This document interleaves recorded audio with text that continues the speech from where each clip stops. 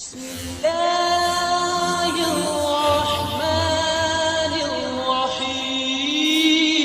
الحمد لله رب العالمين الرحمن الرحيم مالك يوم الدين إياك نعبد وإياك نستعين اهدنا الصراط المستقيم صراط الذين أنعمت عليهم غير المغضوب عليهم ولا الضالين.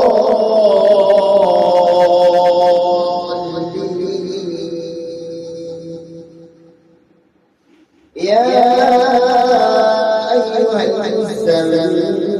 قم الليل إلا قليلا نصفه أو انقص منه قليلا أو زد عليه ورتل القرآن ترتيلا إنا سنلقي عليك قولا ثقيلا إن ناشئة الليل هي أشد وأقوم قيلا إن لك في النهار سبحا قليلا واذكر اسم ربك وتبتل إليه تبتيلا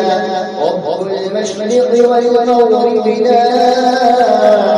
إله إلا هو فاتخذه وكيلا واصبر على ما يقولون واهجرهم هجرا جميلا وذرني والمكذبين أولي النعمة ومهلهم قليلا إن لدينا أنكالا وجحيما وطعاما ذا غصة وعذابا أليما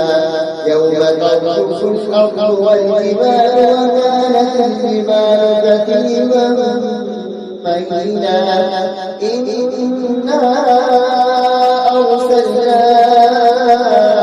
إليكم رسولا شاهدا عليكم كما أرسلنا إلى فرعون رسولا فعصى فرعون الرسول فأخذناه أخذا وبيلا فكيف تتقون إن كفرتم يوما يجعل الولدان شيبا السماء منفطر به كان وعده مفعولا إن هذه تذكرة فمن شاء اتخذ إلى ربه سبيلا إن ربك يعلم أنك تقوم أدنى ثلثي الليل ونصفه وثلثه وطائفة من الذين معك والله يقدر الليل والنهار علم أن لا تحصوه فتاب عليكم فاقرؤوا ما تيسر من القرآن علم أن سيكون فالضالون يضربن في الأرض وآخرون يضربن في الأرض يبتغون من فضل الله وآخرون يقاتلون في سبيل الله فاقرؤوا ما تيسر منه وأقيموا الصلاة وآتوا الزكاة وأقرضوا الله قرضا حسنا وما تقدموا لأنفسكم من خير تجدوه